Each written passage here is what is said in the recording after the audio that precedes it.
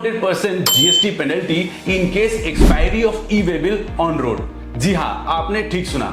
इस वीडियो में हम देखेंगे कि क्या जीएसटी पेनल्टी लगेगा इन केस आपका गुड्स रास्ते में है और ई-वे बिल एक्सपायर कर गया है और गुड्स डिलीवर नहीं हुआ है कस्टमर के वेयरहाउस तक। Friends, welcome to our channel Reorient. आज हम लोग बात करेंगे Bitumix India LLP versus deputy commissioner of revenue के केस के बारे में, जिसका ऑर्डर आया है 16 जून 2023 को।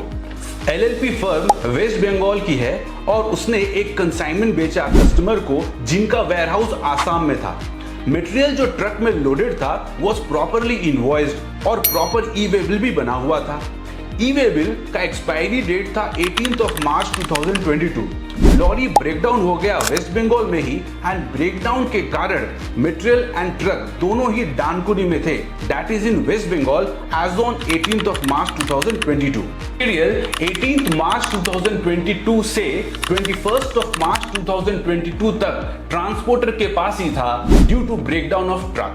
असम वाला जिस कस्टमर को मटेरियल सेल किया हुआ था उसने मटेरियल को किसी थर्ड पार्टी को इन ट्रांजिट ही सेल कर दिया एंड रास्ते के लिए ई-वे बिल जनरेट कर दिया ऑन 22 मार्च 2022 एंड उसने उसी लॉरी को इंस्ट्रक्ट किया to deliver the material to third party who is also situated in Assam. GST authority ने उस लॉरी को डिटेन किया ऑन 25 मार्च 2022 और जो फर्स्ट ओनर थे यानी जो वेस्ट बंगाल वाले ओनर थे उनके ऊपर पेनल्टी लगाया 200% of the tax amount under section 129(1)(a of CGST act. ये केस कोर्ट में गया और बिटुमिक्स एलएलपी ने सबमिशन दिया कि जब मटेरियल डिटेन हुआ है तब वैलिड ई-वे बिल था विथ मटेरियल। कोर्ट ने दोनों की सबमिशन को समझा एंड बताया कि इसमें कोई डाउट नहीं है कि जब जीएसटी डिपार्टमेंट ने माल जब्त किया ऑन 25 मार्च 2022 तब लॉरी के पास वैलिड ई-वे बिल था।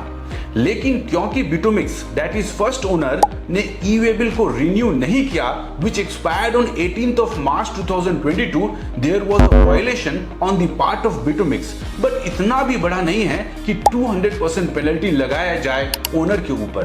अंत में कोर्ट ने अपील फाइल पे बिटुमिक्स एलएलपी को अलाउ किया और जो 200% का पेनल्टी लगा था उसको खारिज कर दिया और उसके ऊपर स्ट्रेट फॉरवर्ड 50,000 का पेनल्टी लगाया क्योंकि उन्होंने एक्सपायर्ड ई-वे बिल को रिन्यू नहीं करवाया था। फ्रेंड्स, अगर किसी के साथ ये घटना होती है तो आप इस केस को जरूर रेफर करें।